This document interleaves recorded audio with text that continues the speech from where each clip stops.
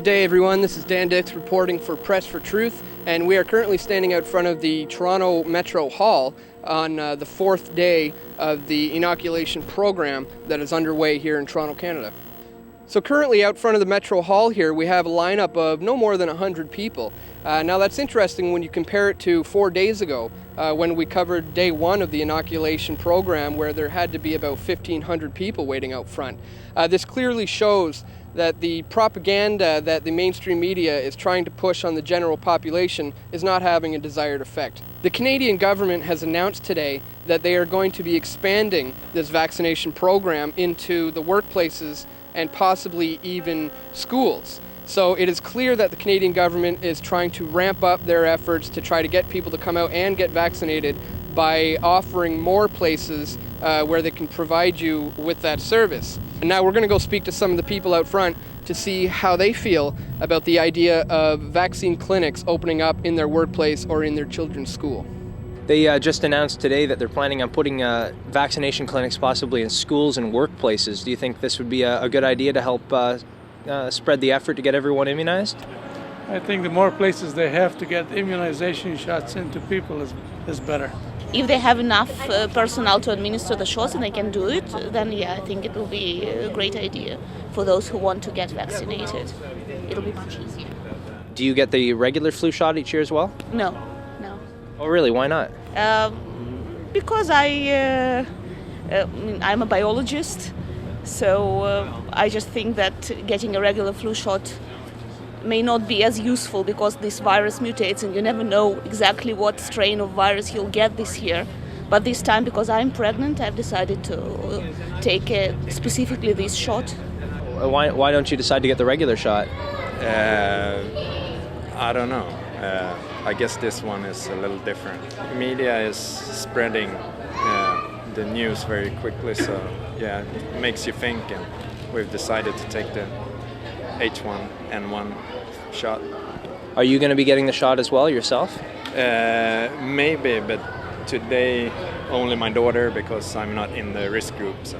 From what I heard on the TV about the seriousness of people dying from it and the children dying from it, I think this is one of the more important ones that we should have a shot for. And do you usually get the annual flu shot as well? I tried to, but I haven't been able to the last couple of times because they kept closing down before I could get in. I think what would work better would be to say that there was a shortage and people tend to line up more for something that's in demand. We saw that there was one season where really people lined up all night to get a flu shot. Remember the swine flu scare of 1976? That was the year the U.S. government told us all that swine flu could turn out to be a killer that could spread across the nation. And Washington decided that every man, woman, and child in the nation should get a shot to prevent a nationwide outbreak, a pandemic. Well, 46 million of us obediently took the shot. And now 4,000 Americans are claiming damages from Uncle Sam amounting to $3.5 billion because of what happened when they took that shot. By far the greatest number of the claims, 2/3 of them, are for neurological damage or even death, allegedly triggered by the flu shot. The vaccines are safe, easy to take, and they can protect you against flu. So roll up your sleeve. Protect yourself. I do believe that they may be a bit exaggerating the risk of this particular strain, but because it targets groups that are usually not that targeted by regular flu, then I think that because it targets more of healthy people or pregnant women, the side effects of the virus. So I think it may be worth getting vaccinated this time. But I do believe that the risks are more exaggerated than they really are. GlaxoSmithKline, the company who is manufacturing the vaccines currently here in Canada, may be given a blanket immunity by the Canadian government. Now, what this will mean will be that if your child gets sick, if you get sick, if somebody in your family dies, you will not be allowed to sue the manufacturing company of the vaccinations. And in fact, if you do try to take them to court, the Canadian government will provide the funds to defend the manufacturing company. In America, if you have any symptoms or side effects and you would like to take the company to court, you are not allowed legislation has been put in place so that to protect the manufacturers of the vaccine in the United States, and Canada, as we often know, is usually soon to follow suit. How does that make you feel if the Canadian government were to give immunity to the company that manufactured the vaccine itself? I don't think it's right. I think the company should be held accountable for what they use in these vaccines. When you're doing the vaccine, you're taking a risk. So I think that the person who's going to get vaccinated need to know that there are certain risks that accompany his decision. So I don't know if you would take a manufacturer of a vaccine to court, especially if the vaccine went through clinical trials. There is always a chance you can get complications from the vaccine. I don't know. And do you know of any of the complications that might come along with any vaccine? With this specific one, I don't know. I know that the adjuvant that they're using was not tested for a very long time. So the adjuvant type of the vaccine may cause maybe allergic reaction or some kind of reaction in people that are exposed. I know that the non-adjuvant type of the vaccine has a certain amount of mercury in it, so it also can cause certain side effects. So there is a risk anyway in all kinds of vaccines that you use. Recently, a document has been leaked. The insert for the vaccinations, which is being given around to all the clinics that are providing the inoculations for Canadians. We're not talking about the label on the side of the vaccine bottle. We are talking about a document that comes along with the package, which goes on to explain everything that is in the vaccine and the symptoms that may arise and the issues that may be caused by this vaccination. Why is it that they use mercury in the vaccines, Dean? You ask someone. I don't know the answer, but ask. Yeah? Does anybody know why they use mercury in the vaccines? Yeah, I do, but I'm not an authority, so you should ask somebody who knows what they're talking about. You also don't know what you're talking about in terms of toxicity, so you really should get an authoritative. Yeah, I know. I'm not a doctor. I know, so you shouldn't speak like that. Well, I'm just a conduit for information. No, you're not. You're accountable to the public for the accuracy of the questions you ask. So I think you should inform yourself before you ask the question. Okay. Because you obviously are not. Okay.